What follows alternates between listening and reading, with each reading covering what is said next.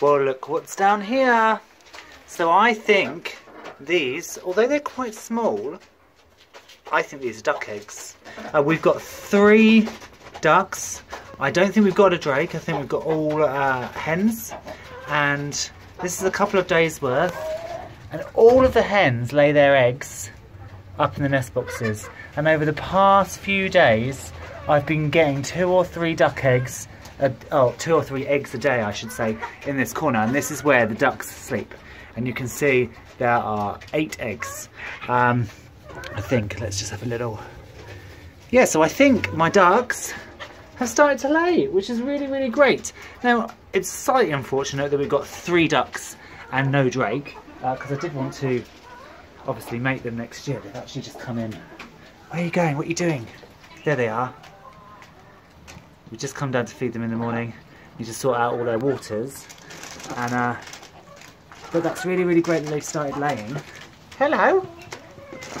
You messy, messy, messy things.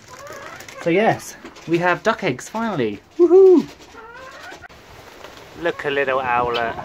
So she was so naked when she was broody and in her molt. She's obviously still in molt, but most of her feathers are coming through now. So once again, she looks kind of half decent. Hello! And then once she's all puffed out, she'll be a lovely, beautiful frizzle again, won't you, sweet pea? The morning gang are having a quick nibble. The wind has brought down a lot of yew berries. Now obviously yew berries are really, really toxic, but the chickens just know only to eat the flesh and spit out the seeds. They just instinctively know. I've never had a problem with them eating any of the berries, which is good. There she is again. You can see actually Clumsy rather, is having a bit of a molt as well, and her fresh feathers are coming through. So they're all doing really, really well down in here. Hello ducky, in the sunshine. This is our frizzle cockerel from Chick Chick. He's doing great. He's growing his head back, which is nice after they plucked him. Yep, so the whole gang is having a bit of a molt, getting some nice new plumage through and enjoying the the autumn sun. It's a very windy day, but it's actually quite sunny, and it's time to get some of these. Oh, there's a dog tail. It's time to get some of these winter brassicas out. So we've got some chard, we've got some kale this side, 2 types of kale, kale here and kale here, and then this is broccoli. It's not going to grow to its full extent because we've done a late sowing of it, but we should get some fresh greens off it. So I'm going to put those out. They will need some protection, so I'm going to put cloches over them during the winter, but we're still September, so there's a couple of months probably of warmish weather ahead of us where they can grow and continue to put on a bit of a spurt. Now I'm going to put them in this bed. This is the bed of 1,000 disasters because this is the first bed the chickens get to when they come out. So this tends to get decimated by everything, but we're going to plant in here and we're going to try again, as we always do with gardening. So let's get these in the ground and then we'll have another winter crop outside on the go. Well, today I am getting ready for 2019 and planting more seeds. So most of these are biennial flowers. So this time of year, September, October, it's all about planning for next year. So I've got a nice little jar of hollyhocks.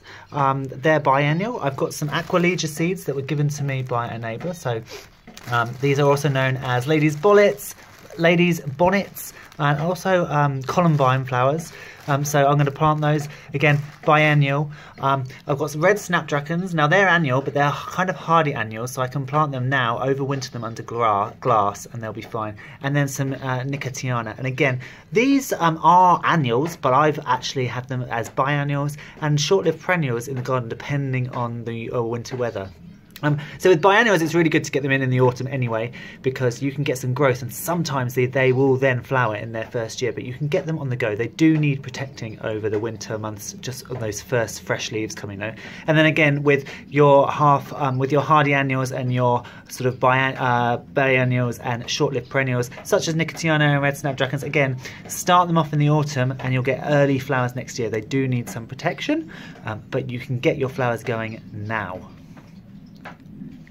So you may recall that last week I sowed some spinach and some chard in this bed for winter, and I'm happy to report seedlings. So here are the first of the spinach. Now I don't know why, but I planted them in rows and we seem to have a big group there. So I don't know quite what happened to that row. I've just noticed the tiniest green shoot here, so they're coming. Now if this does happen, and you've planted a row and you end up with them all clumped in one place because rain came down, or when you covered them over they got a bit squished up, don't worry, because what you can do, the same way as you prick plants out when you're growing in trays, you can do that here. So don't pull these out immediately. I tend to leave them for a little bit and check what else germinates on my rows, and if I have any gaps I will just prick out some of these and pop them into other places, because you can see that we've got a lot coming up here of these lovely little spinach plants. Now if you come along here, you will also notice some chard. Now you have to be very keen-eyed for this, but you can see in there that tiny little pink piece is a chard. So they haven't yet appeared on the surface, but they are coming up. So very soon this will be a nice winter veggie bed with chard and tons of spinach.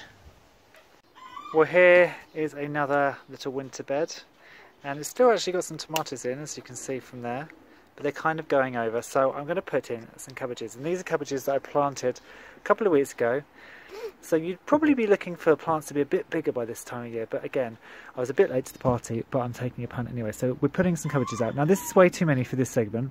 We'll probably only actually get 6 in here, and even then that's quite close together, but I'm going to put in January King. Actually I'm going to put in this one, so I can take that out,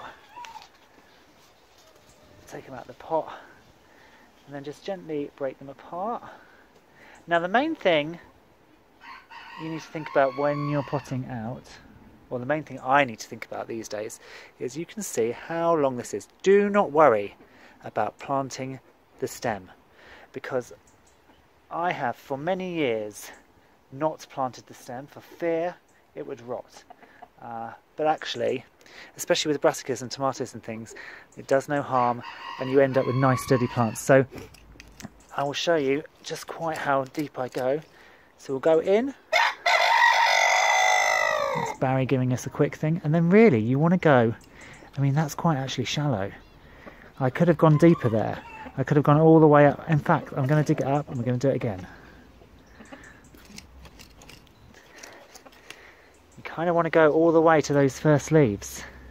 There we go. And that's our first little cabbage in. And I'm going to get the rest in, and then again these will probably need a little bit of protection this winter because they are young plants still, but it's good to get stuff out into the beds. Look at this little cutie. I love silkies. They are so fun. So this is one of the surprise chicks.